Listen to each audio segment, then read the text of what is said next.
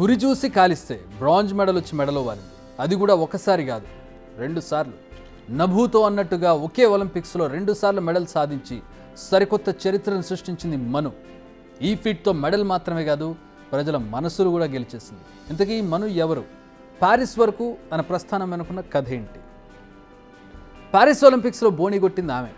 ఆ బోణిని కంటిన్యూ చేస్తూ మరో బ్రాంజ్ మెడల్ కూడా సాధించింది కూడా ఆమె మరెవరో కాదు, మను భాకర్. ఇప్పుడు ఇండియాలో ఆమె పేరు తెలియని వారు ఉండరంటే నమ్మొచ్చు. పారిస్ ఒలింపిక్స్లో ఇండియా ఫస్ట్ మెడల్ సాధించింది 10 మీటర్స్ ఎయిర్ పిస్టల్ ఈవెంట్లో. ఈ ఈవెంట్లోనే మను భాకర్ బ్రాంజ్ మెడల్ సాధించింది. 221.7 పాయింట్లతో 3వ స్థానంలో నిలిచింది మను. అంతకుముందు మహిళల 10 మీటర్స్ ఎయిర్ పిస్టల్ ఈవెంట్లో మను భాకర్ ఫైనల్కి దూసుకెళ్లడమే నిజానికి ఒక చరిత్ర. ఎందుకంటే 10 metres air pistol mixed team ఈవెంట్లో కూడా మను సత్తా చాటింది. మను భాకర్, సరబ్జిత్ సింగ్ జోడీ మళ్ళీ కాంస్య పథకం సాధించారు. ఈ 2 ఈవెంట్స్లో సత్తా చాటింది మను. మన దేశానికి స్వాతంత్రం వచ్చిన తర్వాత ఒకేసారి ఒలింపిక్స్లో 2 మెడల్స్ అందించిన తొలి అథ్లెట్గా చరిత్ర సృష్టించింది మను భాకర్.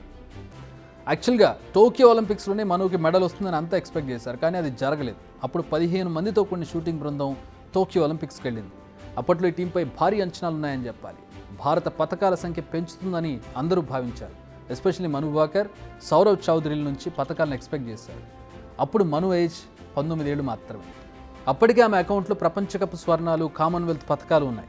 16 ఏళ్ల వయసులోని యూత్ ఒలింపిక్స్లోనూ ఆమె పథకాన్ని గెలుచుకుంది. అయితే టోక్యోలో ఆమె పాల్గొన్న 3 ఈవెంట్లను ఒక్కదానిలో కూడా ఫైనల్ చేరుకోలేదు. మహిళల 10 మీటర్ల ఎయిర్ పిస్టల్ క్వాలిఫైయింగ్ ఈవెంట్లో ఆమె గన్లో సాంకేతిక లోపం వచ్చింది. దీంతో ఆమెపై ఒత్తిడి విపరీతంగా పెరిగింది. విలువైన సమయాన్ని కోల్పోయింది. ఫైనల్కు దూరమై కన్నీళ్లతో వెనుదిరిగింది. అప్పుడు మను ఎన్నో విమర్శలు ఎదుర్కొంది. ఇప్పుడు మెడల్ సాధించి వారందరి నోళ్లు మూయించింది మను. అది కూడా 2 మెడల్స్. మను రికార్డ్స్ను ఒకసారి పరిశీలిస్తే 2017లో కేరళలో నిర్వహించిన జాతీయ షూటింగ్ ఛాంపియన్షిప్లో ఏకంగా 9 స్వర్ణాలు సాధించింది. ఒలింపియన్, మాజీ ప్రపంచ నెంబర్ 1 హీనా సిద్ధును ఓడించింది.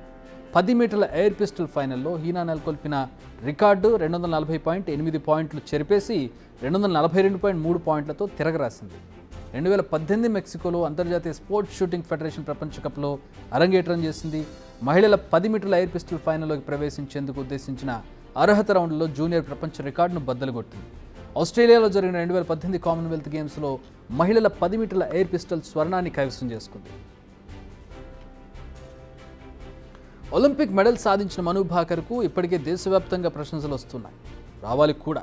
అయితే తన ఎక్స్ అకౌంట్ అబ్జర్వ్ చేస్తే మరో అరుదైన గౌరవం దక్కిందని అర్థమవుతుంది. అదే golden colour Eiffel tower logo. Paris ఒలింపిక్స్లో పథకం సాధించిన ప్లేయర్లకు సోషల్ మీడియా ప్లాట్ఫామ్ ఎక్స్ ప్రొఫైల్లో ఈఫిల్ టవర్ బ్యాడ్జ్ యాడ్ అవుతుంది. ప్రస్తుతం ఎక్కడ విన్నా మను పేరే వినిపిస్తోంది. అంతే కదా, ప్రతిభ ఉన్న చోటుకే ప్రశంసలు, పురస్కారాలు వెళతాయి. ఇప్పుడు కూడా అదే జరుగుతోంది.